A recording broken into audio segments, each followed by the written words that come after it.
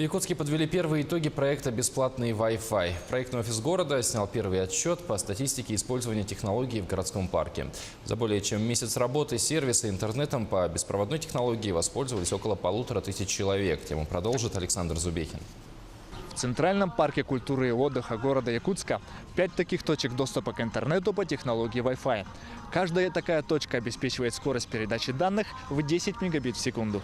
Каждый роутер охватывает территорию в 150 метров. Стабильный интернет возле аттракционов. Чем дальше в лес, тем слабее сигнал. Что позволяет для пользователей просматривать сайты, видеоролики, тот же YouTube.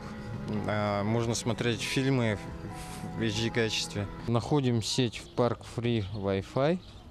Заходим через SMS. Так, теперь вводим номер телефона. Так, вводим код, который получили по SMS.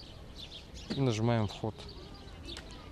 Бесплатный Wi-Fi не только экономит мобильный трафик, привлекает людей в парк. Сегодня у нас есть ряд проектов, которые объединены под общей целью. Это умный город.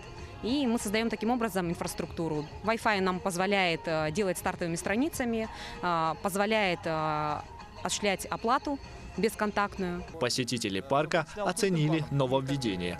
Нужно какую-то работу ознакомительную, что у нас действует в парке Wi-Fi.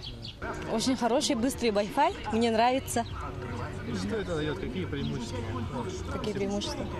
Ну, можно тут посидеть, смотреть свои любимые фильмы, скачать документы, которые еще не загружались дома.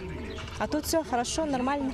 В следующем году проект «Бесплатный Wi-Fi» расширят. Беспроводной интернет появится на территории Новой площади Ворота Якутска, сквера Труженикам тыла, озера Сайсары. Александр Зубехин, Илья Сыромятников, Якутск.